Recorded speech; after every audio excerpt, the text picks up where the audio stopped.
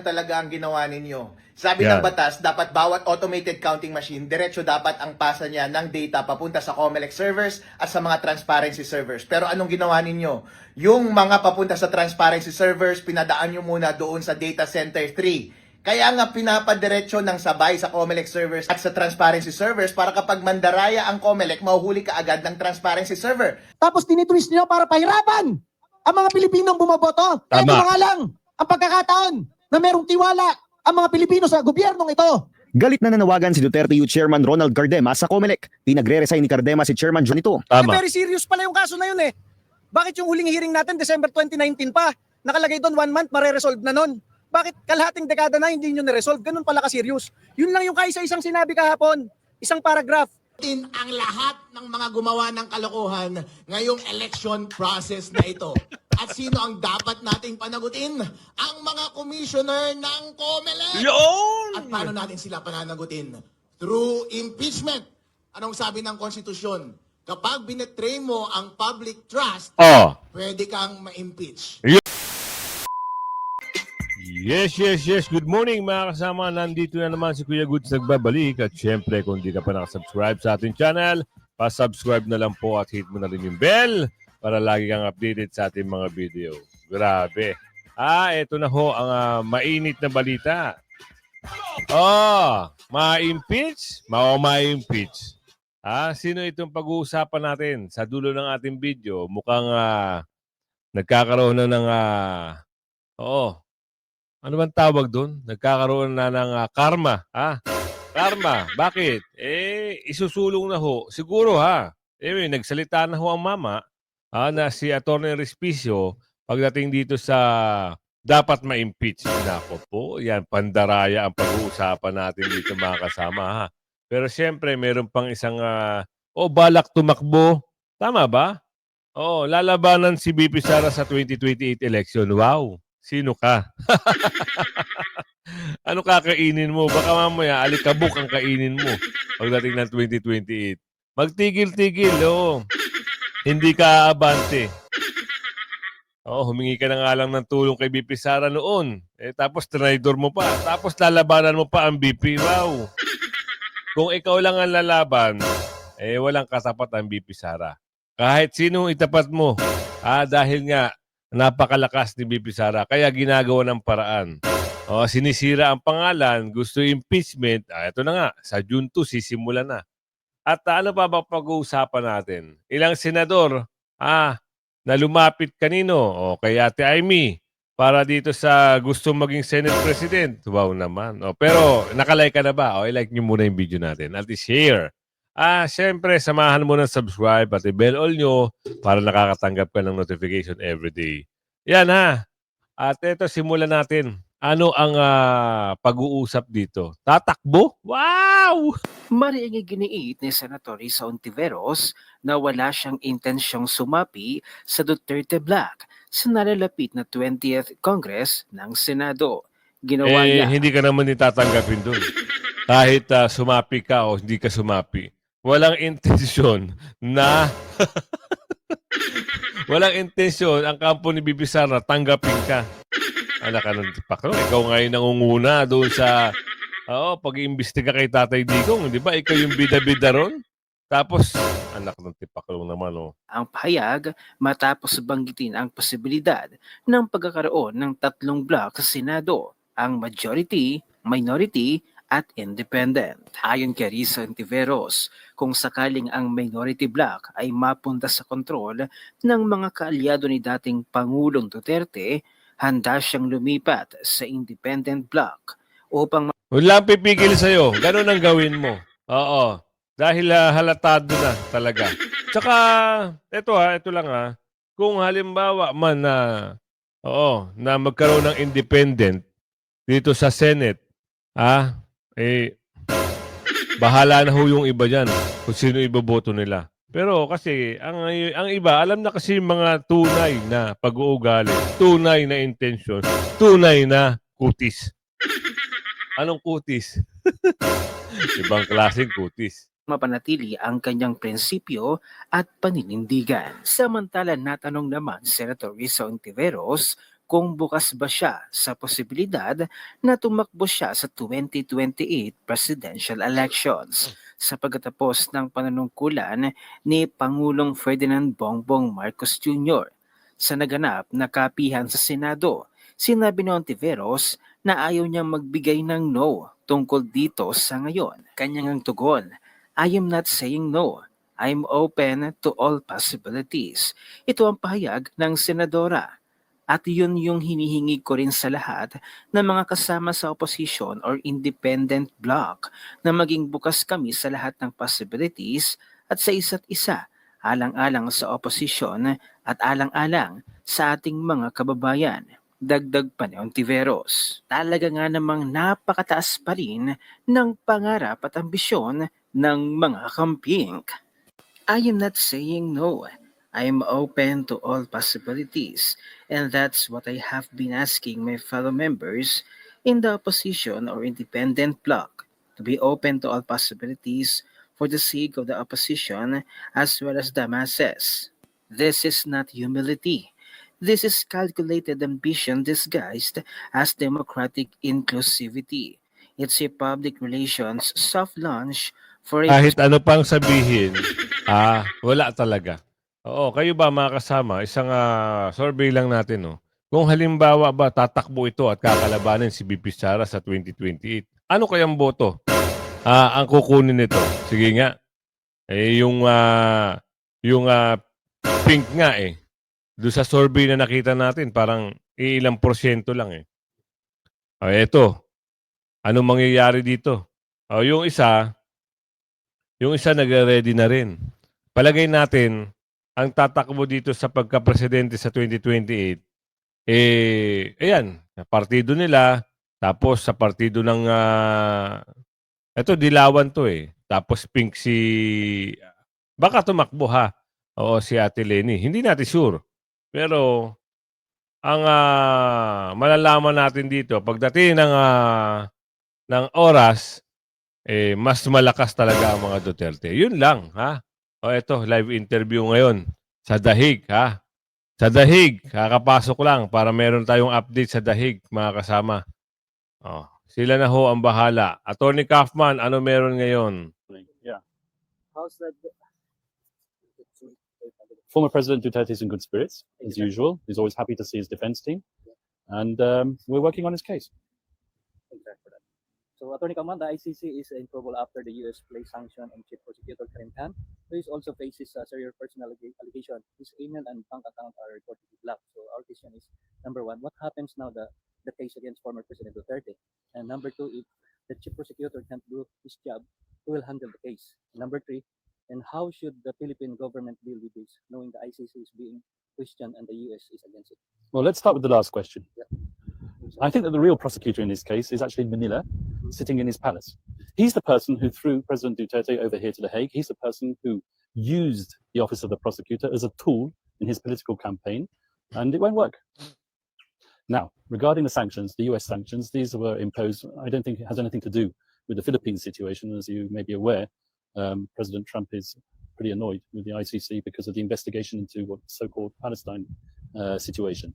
And he has said, quite frankly, that anyone who targets the United States, who targets United States allies, and for all intents and purposes, that is Israel, President, Prime Minister Netanyahu, they will be subject to sanctions. Now, at the present moment in time, these sanctions are only affecting one person in particular. That's the Chief Prosecutor, Karim Khan, who has now suspended himself because of the allegations of sexual misconduct. I'm not going to go into those allegations. It's not my role to pass judgment. But he is being investigated by the United Nations, and the United Nations Office of Internal Oversight Services will come back with their decision on the matter in due course. And then whatever happens to Chief Prosecutor Khan will happen. But the person who is handling the case at the moment is the Deputy Prosecutor, that's Mame Niang. And he has overall control of the case, and he's the person who's now signing off on documents in President Duterte's case. However, on an operational basis and on a day-to-day basis, the person interacting with the defense is an experienced American prosecutor. I'm not going to mention his name, but he's a professional prosecutor. We just hope that the deputy prosecutor himself will take the time to learn the case and also interact with the defense, because just as I I'm accustomed to interacting with the former chief prosecutor. I expect that the deputy prosecutor, who has now assumed that role, will interact with me. Attorney, with respect to the application or the motion that you filed pertaining to the disqualification of 2 of the 3 judges, we are awaiting the result of that. Do you have insights or were there already information with respect to the result from the plenary session? Well, let's get this straight.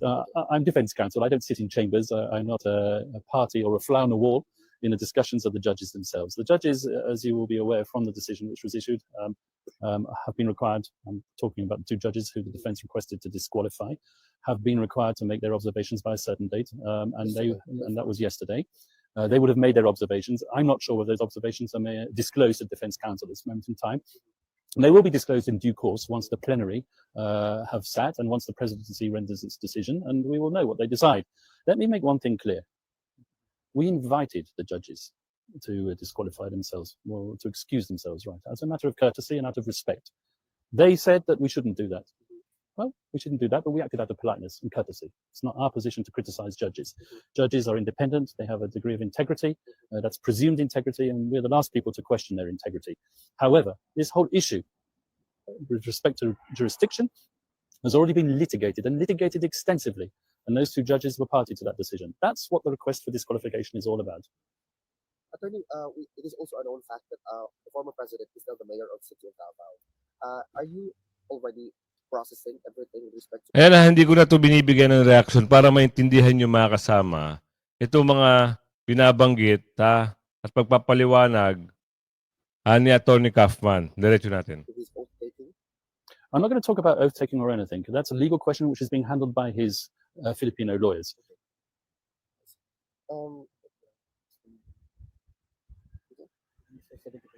Oh yeah, he's been there for 73 days already, held inside the ICC detention facility. Attorney, do you think that we're looking at years or hopefully the soonest possible time that will be released? As far as I'm concerned, it's always as soon as possible. As I've told you many times before, there are certain preconditions which have to be met before an individual can be released at the ICC. It's not like one of your run-of-the-mill criminal cases where you can post bail and just get out and go home. No, in order for someone to be released here, there has to be a willing state party capable of receiving him onto its territory. And that's what we're looking at. It's a long process.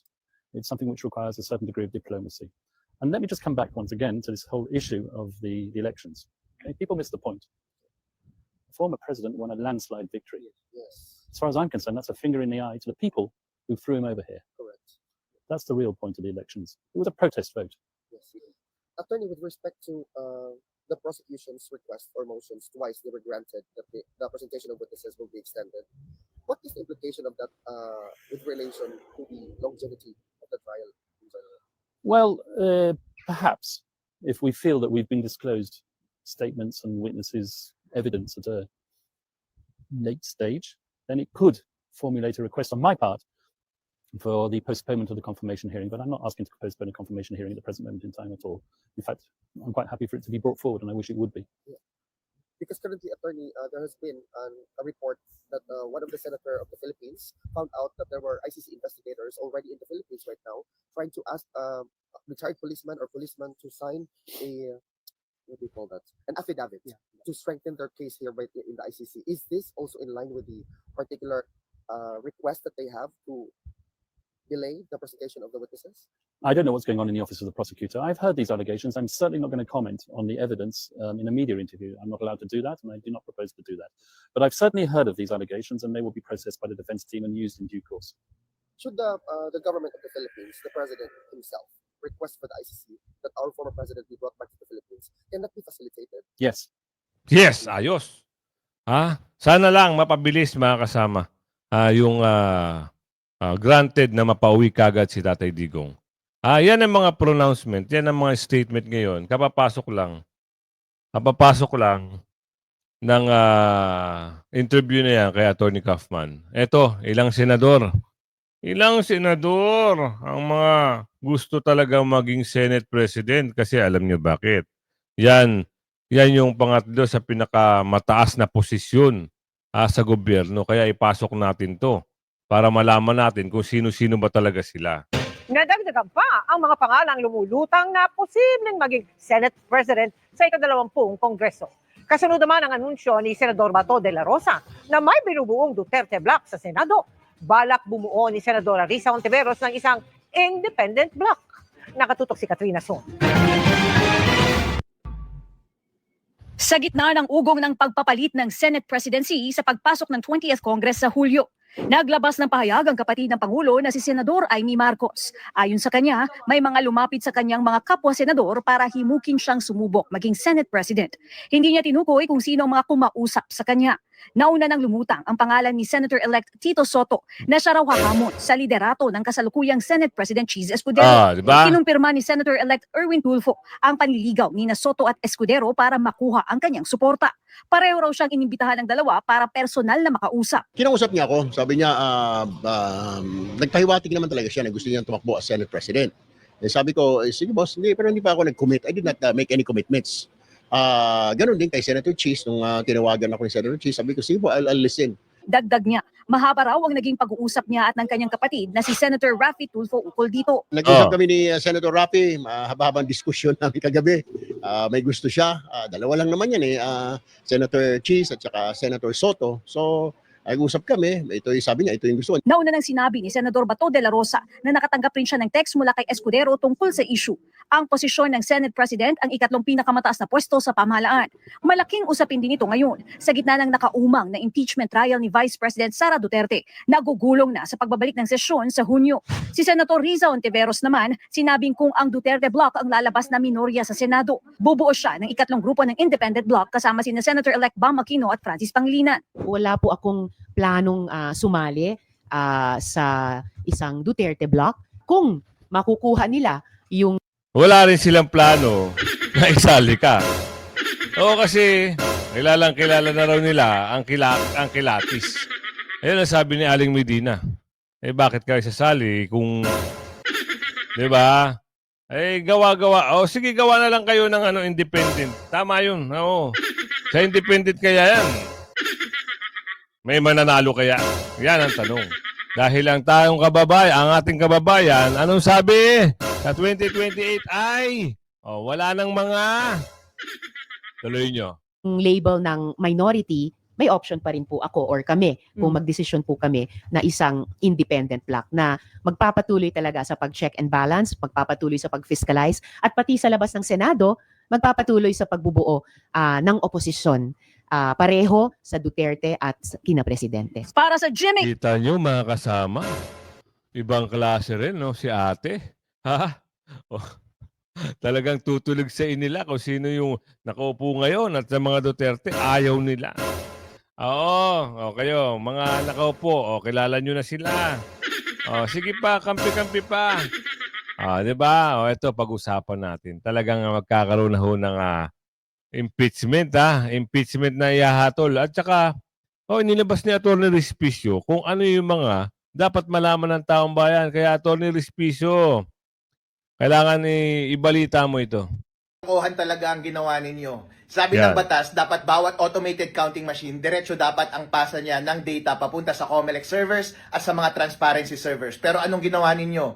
Yung mga papunta sa transparency servers, pinadaan nyo muna doon sa data center 3. Kaya nga pinapadiretso ng sabay sa COMELEC servers at sa transparency servers para kapag mandaraya ang COMELEC, mahuhuli ka agad ng transparency server. Pero since pinipigilan nyo na yung mga napupunta sa transparency server, syempre, pwede nyo nang dayain yung data na pumupunta sa inyo at nilalabas ninyo sa inyong mga sariling server at pwede nyo na rin i-manipulate through data center 3 yung mga ipapadala ninyo papunta sa mga transparency servers. Eh di pwede na nating dayain sa gitna. Kaya pala ang tagal-tagal matransmit yung mga papunta sa mga transparency server. At saka ang tagal din matransmit yung mga papunta sa inyong mga sariling server. Hindi ko alam kung anong kalokohan ang ginagawa ninyo sa gitna. Nakita ko meron nga sa aming bayan, nag-manual upload kami. Nakita ko yung laki ng file na ina-upload doon sa mga servers. Napakaliit lang pala. Around 70 kilobytes yung file.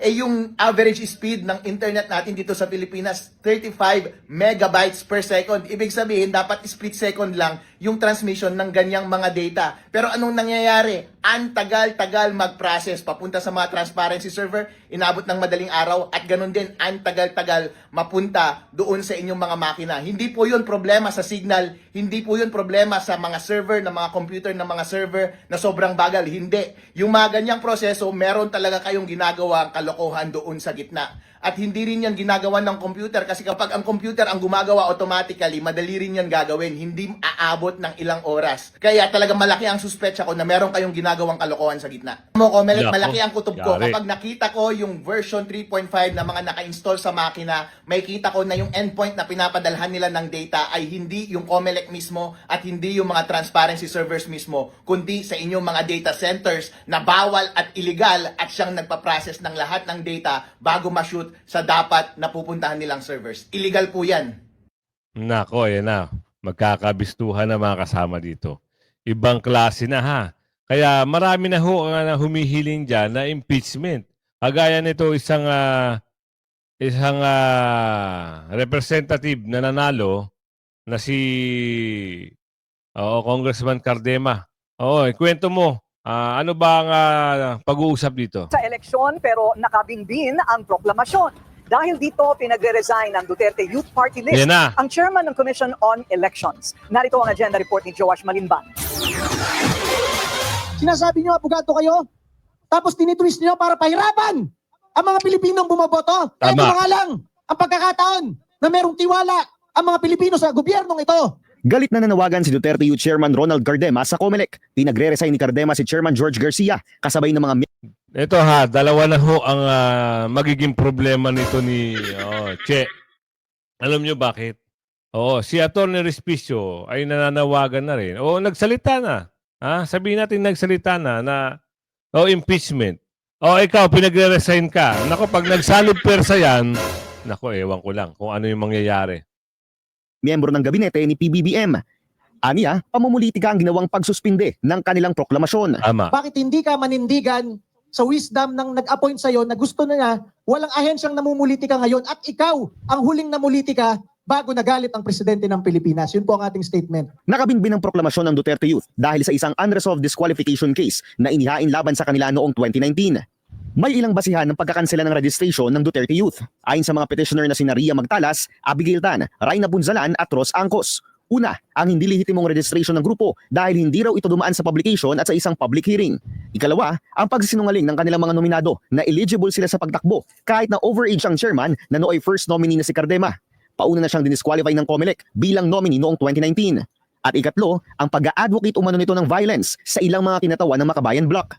Sinabi rin sa petisyon na ginamit umano ni Cardema na dati ring National Youth Commission Chairman ang pondo ng NYC sa kampanya ng Duterte Youth noong 2019. May 18, 2019 pa yan eh. 2019, dumaan pa yung 2022, tapos ngayon yun. Bakit?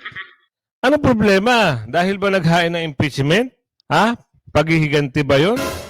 Kasi ito si Congressman Cardema, nung nakaraan bago mag-election, di ba? Nakita natin na siya lang yung bukod tangi na naglakas loob na maghain ng impeachment kanino kay Bonget-Nget. Ang problema, wala hong mga tatanggap kasi lahat nangangampanya. Di ba? Ngayon, baka, sabi ni Alang Lorraine dito, baka ginantihan. Baka ginantihan para, hindi maproklama. Yun ang problema. Ano nang pag-iisipan natin yan? Pag-iisipan talaga na hindi maganda. Ano iisipin ng tao? Ano iisipin ng mga bumoto? Panalo ito. Gawin nyo, iproklama nyo as soon as possible. Dahil niluklok yan ng taong bayan. Tuloy natin. 25, isang araw bago sana iproklama ang second placer at may 3 seats sana sa Kongreso na Duterte Youth, muling naghain ng petisyon ang 4 na individual. Hiling nila, suspinde ng proklamasyon ng grupo hanggang hindi pa nareresolba ang nakabinbing kaso. Dininig ito ng COMELEC at ng National Board of Canvassers. Makalipas ang 2 araw, naghain ng petisyon si Cardema sa Korte Suprema laban sa COMELEC at sinabing grave abuse of discretion ang ginawa nito. Tama. Very serious pala yung kaso na yun eh. Bakit yung huling hearing natin, December 2019 pa, nakalagay doon 1 month, mareresolve na nun? Bakit kalahating dekada na hindi nyo na-resolve? Ganun pala ka-serious. Yun lang yung kaisa-isang sinabi kahapon. Isang paragraph. Because of very serious allegations, alleged grave offenses, i-hold muna yung Duterte Youth Party List at BH Party List. So, ano naman yan? Very grave abuse of discretion nyo. Kailan nyo lang ililitaw yung lumang kaso, discretion nyo kung ihihinto yung proclamation. Sa press con kaninang umaga, mariing pinabulaanan ni Cardema ang akusasyon na kulang daw ang kanilang registration requirements. Babalikan ko to si Atty. Maranyon. Wala naman talaga yan eh. Siya lang ang sabi niya, hindi naman kami mare-register kung hindi kami nagsubmit ng necessary requirement. Hindi ito magiging congressman kung walang register, kung hindi naka-register. Ano bang utak meron yung mga yan? Oo, sigurado pamumuliti ka. Bakit? Mabango ho ang Duterte Party List, nag-number 2. Kung hindi lang hinokus-pokus ng makina, sabi, ni Aling Medina, kung hindi rin nagkaroon ng magic ang makina, baka mag-number 1. Diba? Sa totoo lang, alam na alam lahat yan ni Atty. Respicio. Hindi yan yung pagkakaila. Kaya yung mga ginagawa nilang pandodorobo, ngayon, lumalabas na. Kaya magre-resign na yan. Kung hindi mag-resign niya, may impeach yan. Ayan ang sabi rito. Pinagre-resign at impeachable offense ang pwede mangyari. Bakit? Anong tawag dun? Mamaya, abangan natin yung statement ni Atty. Respicio pagdating dyan. Hindi naman isang tao lang ang pumipirma niyan. Kasuhan ko talaga yan si Atty. Maranyon. Nabibwisit na ako dyan eh. Yan. Kasuhan mo. Para madala yan. Tama yan, nakakabuwisit talaga yan. Si Chairman Garcia na nabulungan umano na wag silang iproklama para umangat ng ilang grupo tulad ng Gabriela. Pero sagot ni Garcia, matinding espekulasyon lamang ito. Hindi ko po Ano na naman? Ano kaya mangyayari dito pag halimbawa talaga, ang kumilos ay talagang makikipag-party? Oo, yung para nakita nyo yung sa birthday party ni Tatay Digong. Pag yun ano kaya mangyayari? Baka mamaya fly with the butterfly na. basta ano yun dahil una tinatanong tayo kung anong effect ng disqualification. Halimbawa, cancellation. Napakahirap po kasi mag-speculate ng isang party list na nasa taas. Madami po kasi pwedeng formula. Pwede pong mabawasan ng denominator. Sinabi rin ni Garcia na hindi sila sakop ng utos ng Pangulo na magsumite ng courtesy resignation dahil hindi naman parte ang COMELEC ng Executive Department. Naiintindihan niya rin daw ang damdamin ng Duterte Youth. Pero pangako niya, re-resolbahin nila ang kaso ng grupo bago ang assumption of office sa June 30. Para sa agenda. Gawin nyo, agad-agaran. Binoto yan ng tao, tapos paeklat-eklat pa kayo. Dami nyong alam. Atty. Respicio, pa-impeach mo na. Ako para manawagan na panagutin ang lahat ng mga gumawa ng kalokohan ngayong election process na ito. At sino ang dapat nating panagutin? Ang mga commissioner ng COMELEC. At paano natin sila pananagutin? Through impeachment. Anong sabi ng konstitusyon? Kapag binetray mo ang public trust, pwede kang ma-impeach. Yun. Ano binetray ng mga commissioner ng COMELEC ang public trust? Dalawa. Una, sabi ng batas, dapat simula pa lang linabas nyo na yung source code review report para makita namin kung yun mismo yung nakalagay sa makina. Pero kailan ninyo linabas? 2 araw bago mag-eleksyon. At nung nilabas ninyo, ano yung nandun sa source code review report? Version 3.4. Ano yung nandun sa mga automated counting machines sa buong Pilipinas? 3.5. Nako. Ayan na. COMELEC, Meron talagang something. There's something wrong in the machine. Ngayon, pag yan nabusisi at nagkaroon ng investigasyon na lahat ng sinasabi ni Atty. Respicio, dahil magaling attorney na, IT expert pa, ano ang mangyayari dito kay Che, kay Commissioner? Pwede ba na ma-impeach? Pwede rin. Pwede rin siyang pagbayarin. Pwede rin makulong kung talagang mapapatunayan. Yun lang, talagang pag kumilos na ang mga dapat kumilos, sabi ni Aling Medina rito. Tuloy. Patiwalaan po kayo ng taong bayan para kayo ang mag-conduct ng maayos na eleksyon sa ating bansa. At ang batas natin ay nagsaad ng mga measures para ma-ensure natin na ma-establish natin yung trust na iyon. Hindi nyo sinunod dahil belated kayo naglabas ng source code review report at yung nilagay ninyo sa makina ay hindi pa yun yung na-review doon sa audit. Traidor kaagad kayo sa tiwala ng taong bayan.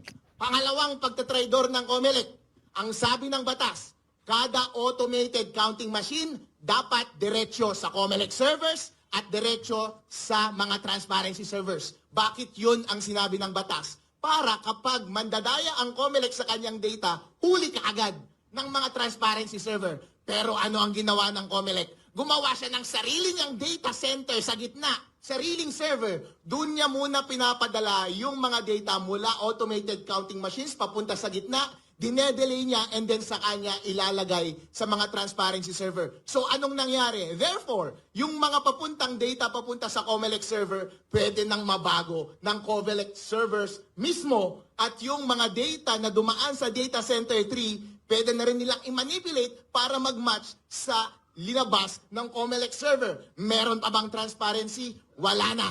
Yung tiwala ng taong bayan through that batas na dapat simultaneously mo in real time na i-upload sa COMELEC servers.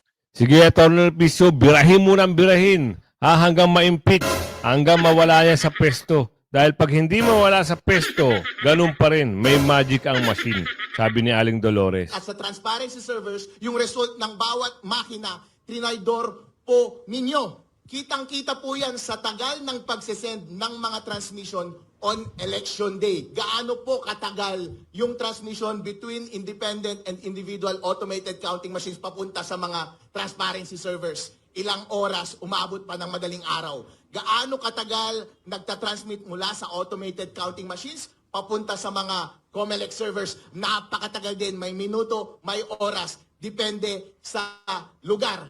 Kapanipaniwala ba yung pangyayaring yun? Hindi. Bakit? Ako mismo sa aming bayan, nag-manual upload kami ng data mula sa automated counting machines ng isang offline na